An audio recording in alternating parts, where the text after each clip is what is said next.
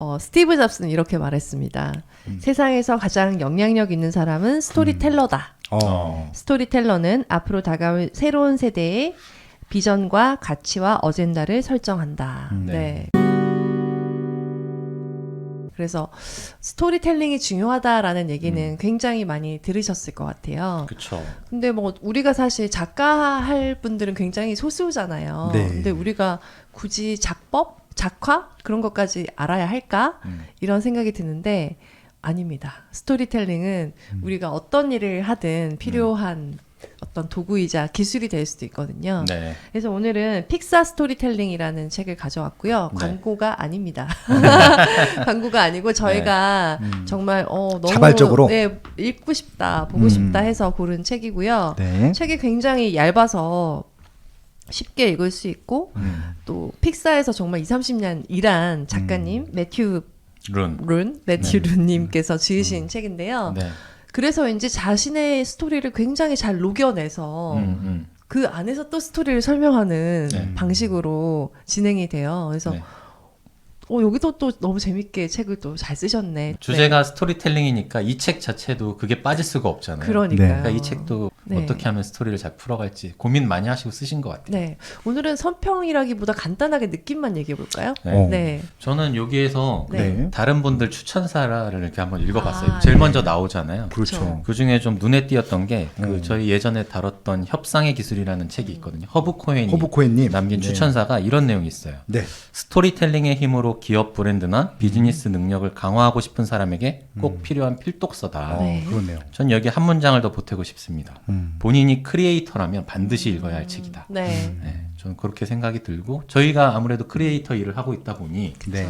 되게 더 또 끌렸던 또 내용도 흥미로웠던 그런 책이에요. 네. 네. 저도 덧붙이자면 이 책의 카테고리가 경제 경영에 마케팅에도 있기도 하거든요. 네, 브랜드도 네, 해당할 것 같고. 그렇다는 거는 지금 이 서평도 기획자분들이나 또 브랜드 담당자분들이 굉장히 많이 써주셨어요. 네. 그래서 그런 걸 보면 뭐 책의 저자나 혹은 크리에이터 디렉터들에게도 물론 필요하지만 정말 그냥 자영업 하시는 분들 내 잼을 어떻게 팔까? 내 잼엔 어떤 스토리가 있는가? 이런 맞아요. 것도 할 수 있는 그런 기법에 대해서 굉장히 재밌게 쓰여진 책입니다. 네. 네. 저도 하나를 더 보탠다면 네. 네, 이건 뭐 크리에이터 분들뿐만이 아니라 네. 자영업자 분들뿐만 아니라 네. 일반인들도 그러니까요. 실생활에서 많이 써먹을 수 있을 것 같고요. 맞아요. 심지어는 연애 편지 쓸 때 이렇게 쓰게 되면요, 다 한 번에 다 네. 뻑 갈 겁니다 아마. 네. 도입부를 잘 써야 돼요. 후킹되게. 그래서 이 책이 9장으로 이루어져 있는데요. 그렇죠, 그렇죠. 우리가 위대한 스토리텔러가 되기 위해서 어떤 점들을 유념해야 하는지에 대해서 네. 굉장히 이제 짧고 간단하게 쓰여져 있는데 요점만을 되게 잘 얘기해 주신 것 같아요. 제가 네네. 이런 작법책 같은 거 관심 많아서 되게 많이 가지고 있거든요. 어. 근데 굉장히 쉽게 적용할 수 있지만 네. 중요한 것들을 딱 짚어주셨더라고요. 그래서 1장은 후킹하다 할 때 후크. 네. 네. 2장은 변하는 고객의 가슴을 설레게 한다. 어떤 스토리를 통한 변화. 네. 3장은 교감. 나와 청자의 그런 교감은 어떻게 되는지. 4장은 진심이라는 장인데요. 이 장은 좀 부족한 모습을 그대로 보여줘야 하는 그 매력에 대해서도 얘기하고 있고요. 네. 5장은 스토리텔링의 구조에 대해서 얘기하고 있고요. 6장은 모든 스토리엔 주인공이 있고 그 주인공은 거의 다 영웅이죠. 그렇죠. 그 영웅을 어떻게 그리는지, 영웅은 어떤 조건이 있어야 하는지도 나오고요. 7장은 조연. 주인공이 있는 이유는 조연이 있기 때문인 것 같아요. 네. 그래서 이 조연들이 어떤 역할을 할 것인가 스토리 안에서 그런 네. 것들 말해주고 있고요. 8장은 혁신. 이런 지금 픽사에서도 일을 하셨고 이 저자께서 디즈니에서도 일을 하셨기 때문에 일터의 분위기들이 이런 스토리를 어떻게 만들어 왔는지에 대해서도 간단히 설명을 해주고 계시고요.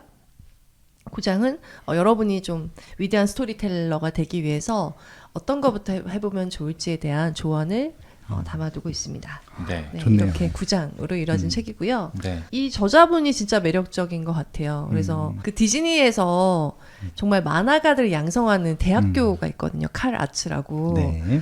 저도 좀 가보고 싶다 이런 생각이 든 그런 진짜 학교이기도 동정업계네. 한데요. 네. 네. 거기서는 정말 애니메이터도 있고 스토리나 뭐 촬영이나 뭐 굉장히 다양한 과가 있는데 어릴 때부터 아버지가 아예 그런 애니메이터로 키운 케이스예요. 그렇죠. 이 저자분을.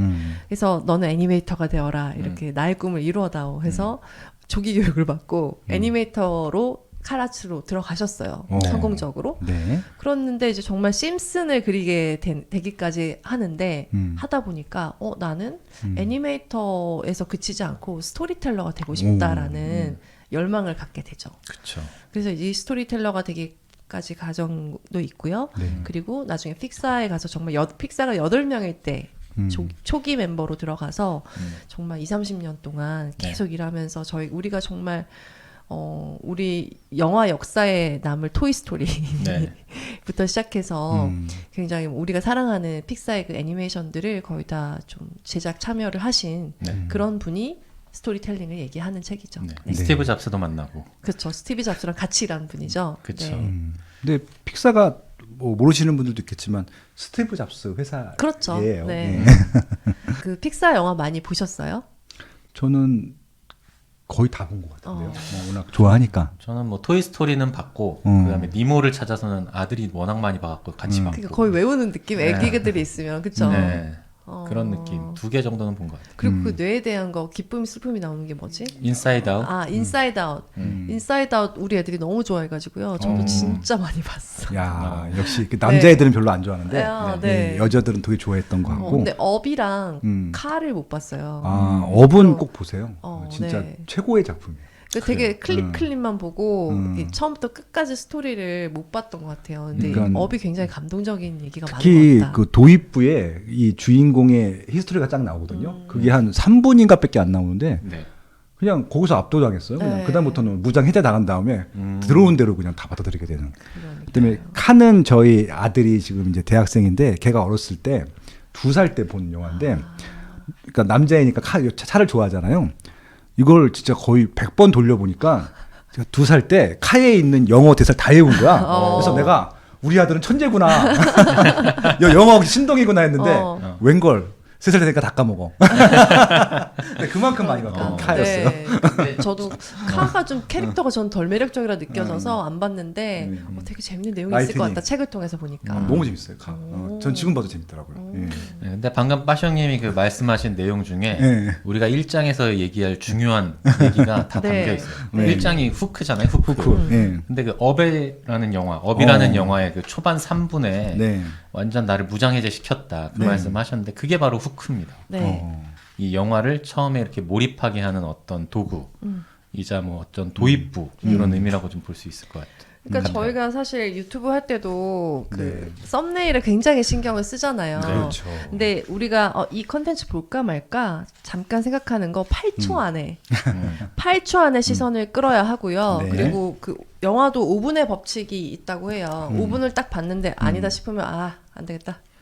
끄고 그러면 뭐 영화를 트시면 엄청 막 액션으로 시작하거나 네. 아니면 엄청 미스테리하게 시작하거나 네. 반드시 후킹을 하는 게 나오거든요. 네. 이 스토리를 끝까지 당신은 봐야만 해라고 8초 안에 사로잡아야 한다고 해요. 8초는 너무 짧다. 실생활에서 이걸 좀 적용하려면 단박에 사로잡아야 된다는 그런 얘기인 거잖아요. 근데 사실 소개팅도 8초 안에 답이 나오는 거예요.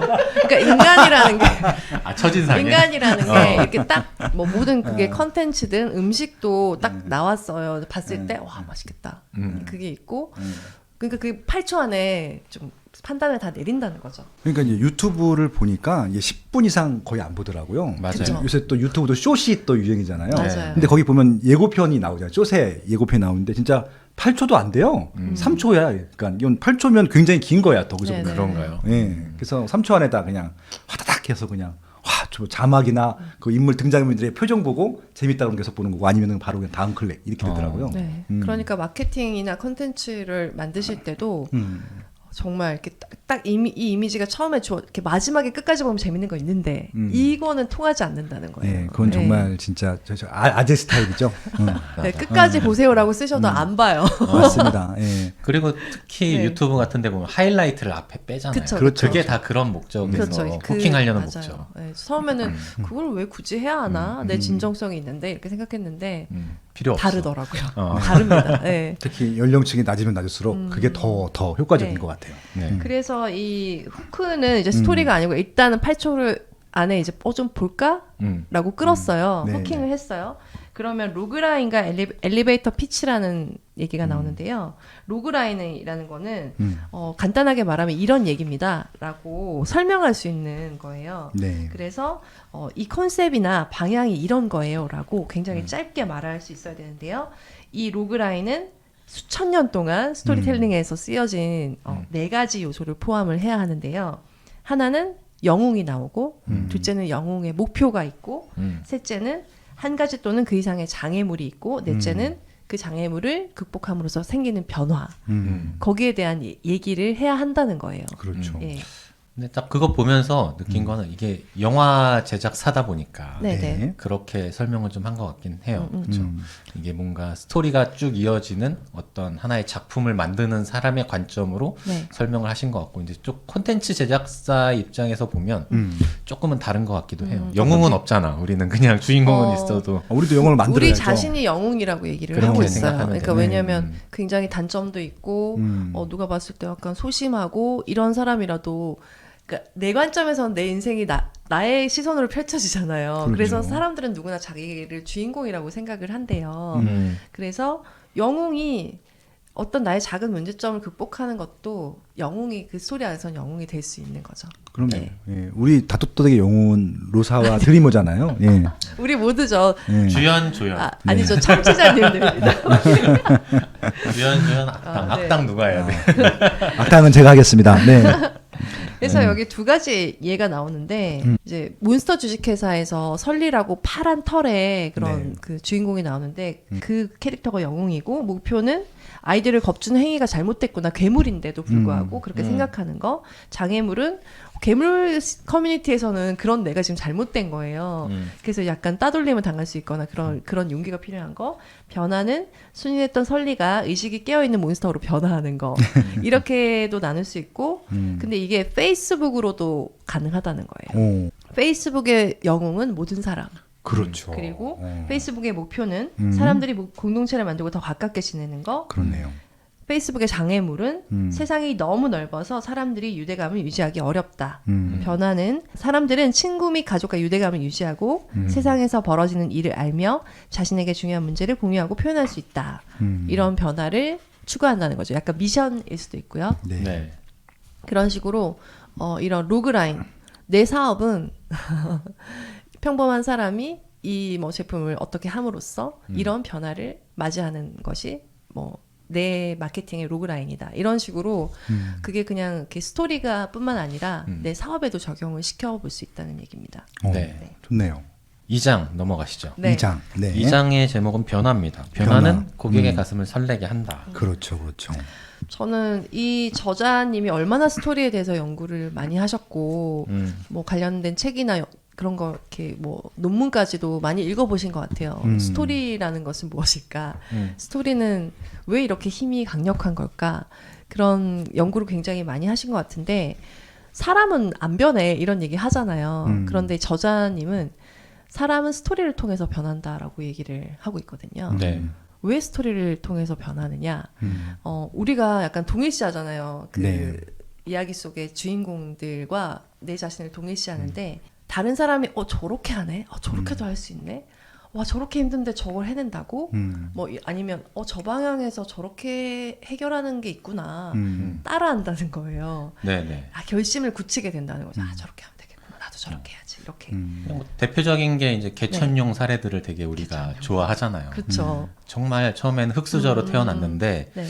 뭔가 우여곡절을 겪다가 나중에 어떤 기회를 또 얻게 돼서 또는 뭐 행운이 또 따라와서 네. 뭐 노력도 분명히 수반돼야 되고 그런 과정을 거쳐서 좀 성공하는 스토리 네. 이런 것들을 되게 우리가 좋아하는데 그게 또 변화잖아요. 그게 그쵸. 보면 스토리이기도 하고 그러니까 이런 것들이 분명히 좀 녹아 있으면 네. 훨씬 더 주목도도 높여주고 또 사람들의 관심도 끌어갈 수 있고 네. 오래도록 보게 하고 이런 게 있는 거죠. 우리는 왜 이렇게 스토리에 미치는가. 근데 우리가 이렇게 고대로부터 네.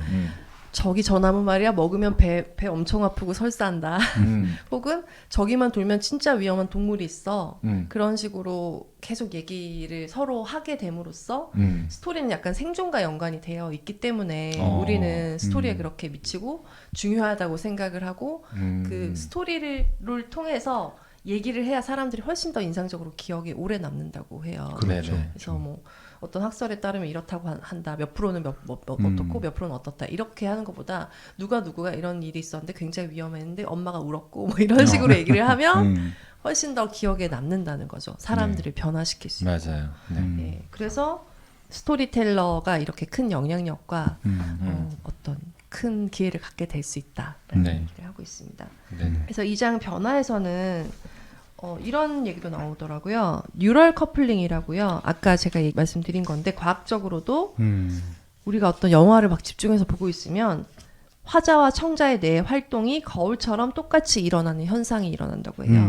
청자는 화자의 여정이나 스토리 속 캐릭터 변화에 바로 영향을 받는다고 합니다. 그 스토리의 변화를 보고 나 역시도 변화를 맞게 된다는 거죠.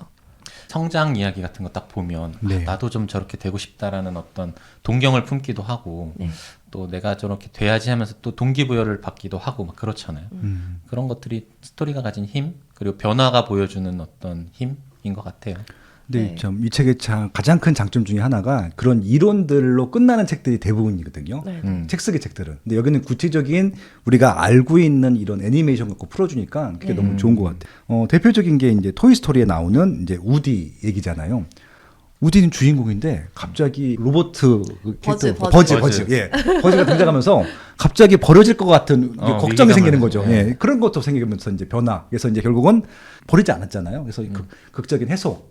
우리 또 조마조마했었는데 결국은 딱 해소가 되는 것들. 그런 것들을 변화 통해서 우리가 재미를 느끼는 것 같아요. 네. 그런 내용이. 그래서 ABC 스토리라는 용어가 나와요. 그래서 네. 저희가 되게 재밌는 드라마 같은 거 보면은 네. 주인공들이 막 재밌게 펼쳐진데 약간 감초 역할을 하는 커플이 나온다거나 그렇죠. 또 있어요. 투닥거리고 막 그게 또 재밌을 너무 수도 있죠. 무거운 극을 좀 가볍게 약간 뭐 재밌게 돌려준다거나 이런 역할 감초 역할을 하는 조연들이 나와요. 네. 그렇죠. 근데 이게 꼭 나오는데 되게 딱 적당하게 나오거든요. 네. 이게 황금 비율이 있었던 거였어요. 어.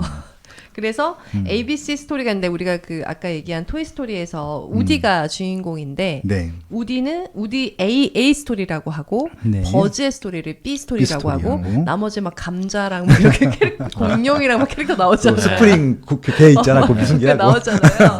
이름도 기억 잘 안 나. 걔네들 이름이 뭐 포테이토 헤드, 렉스, 슬링키 뭐 이런 애들이 솔저도 많은데 나오고. 예, 솔저들도 나오고. 이게 C 스토리라고 했을 때 A 스토리는 전체의 60%를 차지하고 B 스토리는 전체의 30%를 차지하고 C 스토리는 전체의 10%를 차지한다. 이런 비중을 좀 맞추시나 봐요. 네. 네. 그래서 보면 조연들이 엄청 열연했는데 안 나왔다 이런 식으로 그래도 감독님이 잘라서 섭섭했다 이런 얘기를 하시잖아요. 네네. 그러니까 그런 식으로 비중을 좀 조절을 해야 큰 그게 흐름이 있고 그 안에서 또 받쳐주는 이야기들 또 우리가 약간 궁금했던 그들의 이야기들을 들을 수 있었던 거죠. 그리고 3장은 교감입니다. 네. 교감은 이제 이 이야기를 볼 사람들이 누구인가 혹은 나의 고객은 누구인가. 네.